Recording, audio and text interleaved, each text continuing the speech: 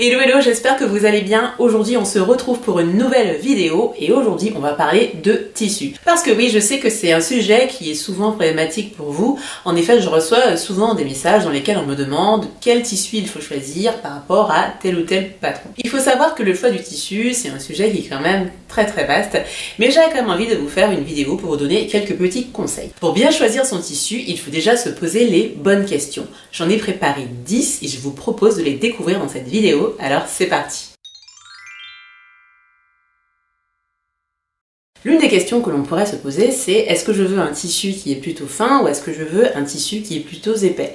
Alors c'est vrai que c'est pas forcément facile de répondre à cette question, surtout si on débute en couture. Sachez que si vous achetez votre tissu en ligne, il y a une indication que l'on retrouve souvent et qui est très utile.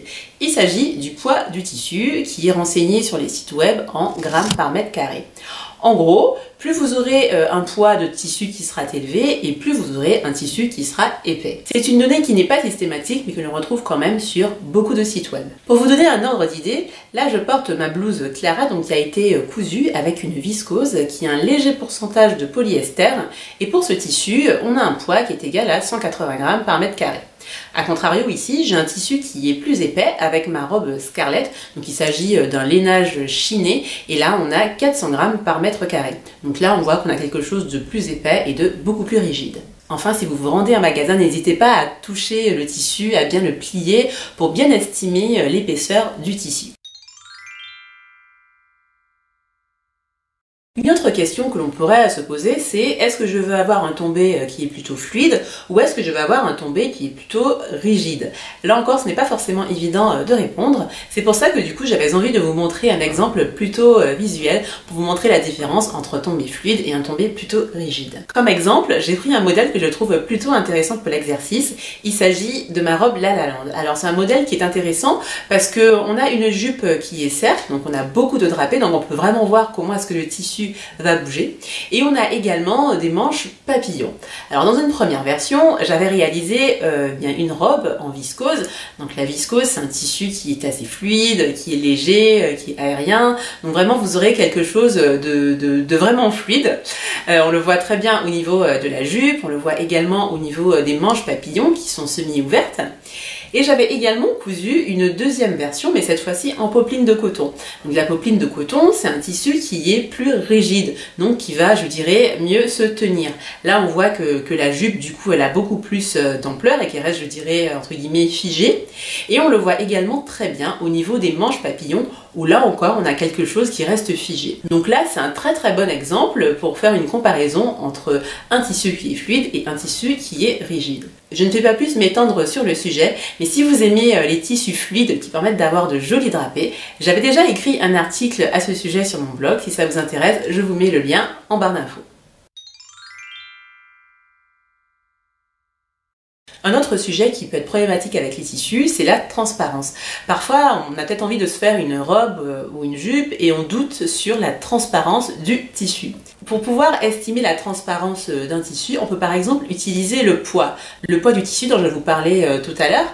Donc il s'agit donc du poids du tissu en grammes par mètre carré. Donc d'une façon générale, plus vous aurez un poids du tissu qui sera élevé et moins vous aurez de chances d'avoir un tissu qui est transparent.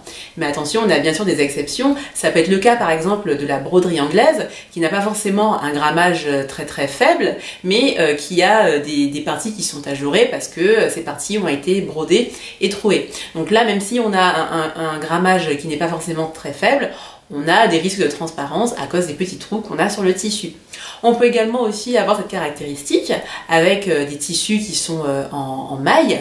Donc si on a une maille qui est très large, et bien c'est vrai qu'on aura plein de trous sur le tissu et qu'on aura bien forcément une transparence.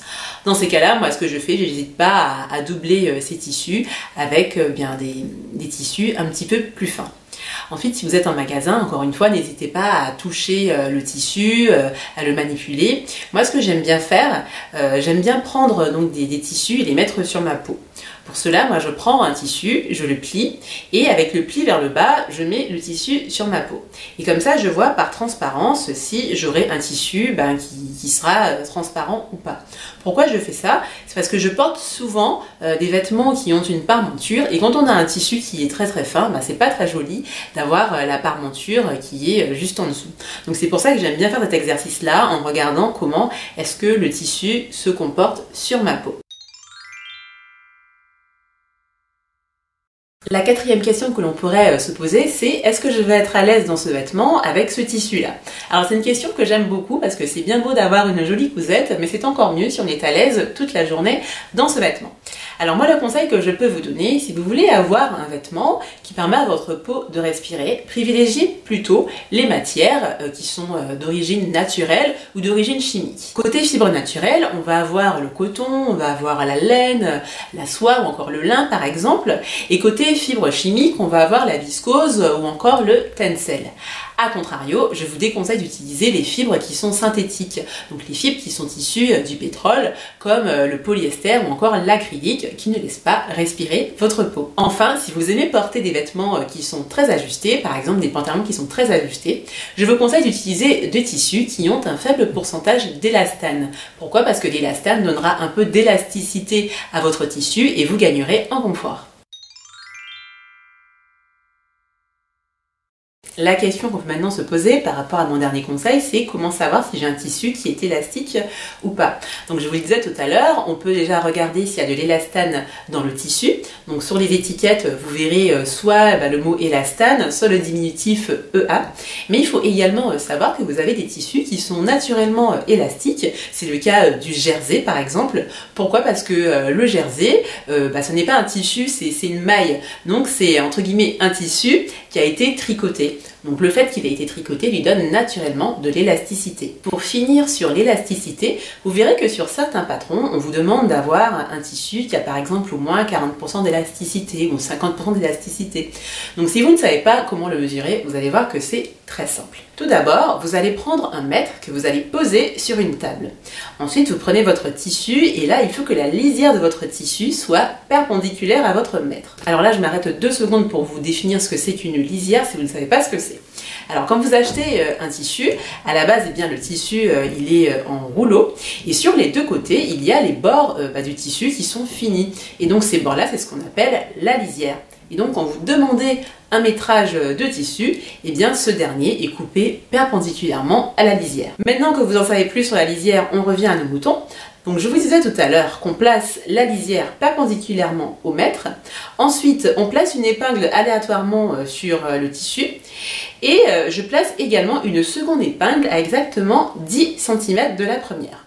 Ensuite, je positionne ma première épingle juste en dessous du repère 0 de mon mètre et j'appuie sur la première épingle pour bien mobiliser le tissu à cet endroit-là.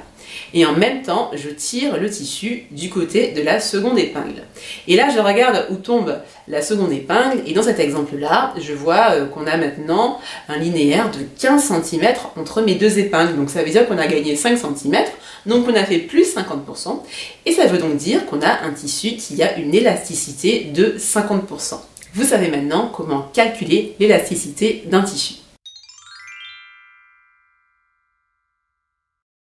Si vous débutez en couture, moi je vous conseille vivement d'aller en magasin pour aller voir les tissus, pour aller les toucher. Même si vous n'achetez pas de tissu parce que vous n'avez pas forcément trouvé le modèle qui vous plaît, le simple fait de regarder les tissus, de les toucher, de regarder leur composition, et à la longue vous saurez à quoi ressemble bien une viscose, à quoi ressemble une popeline ou encore un jersey. Ensuite, si vous débutez en couture, comme premier tissu, je vous conseille d'utiliser la popeline de coton.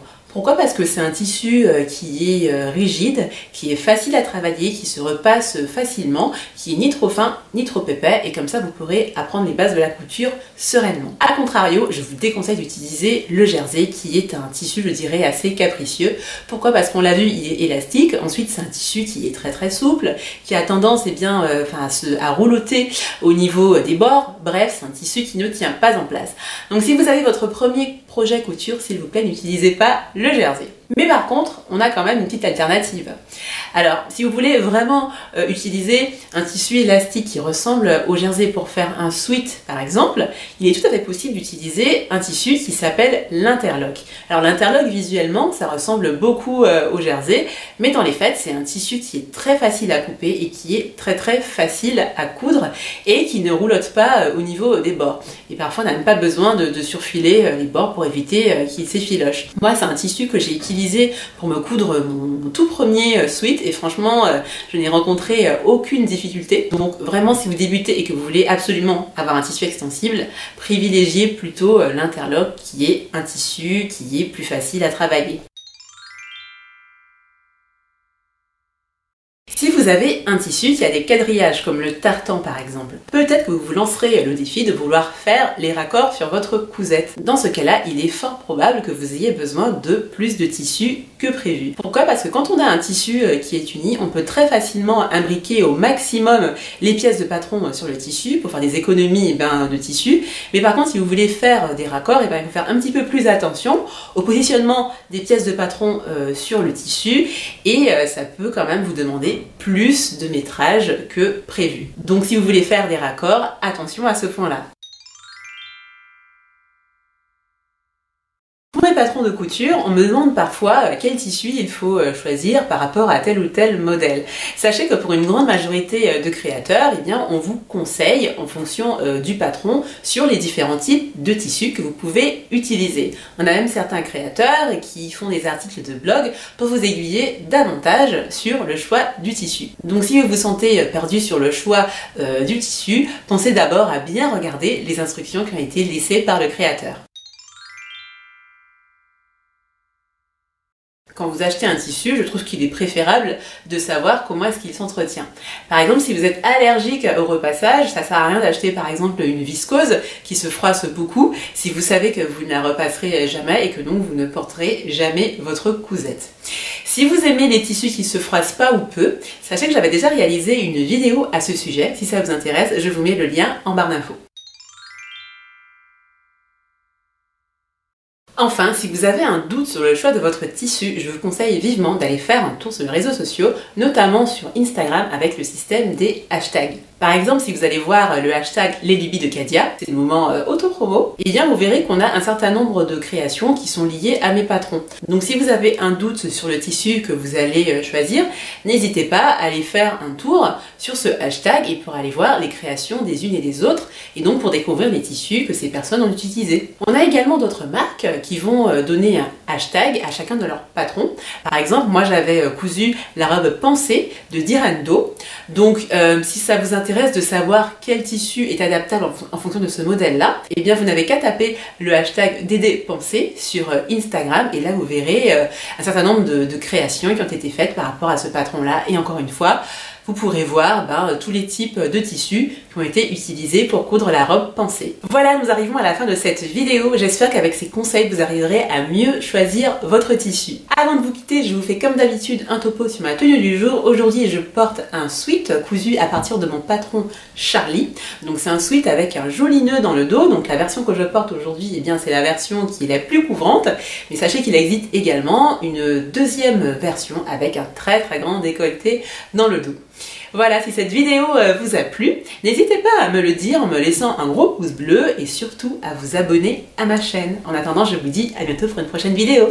Ciao ciao!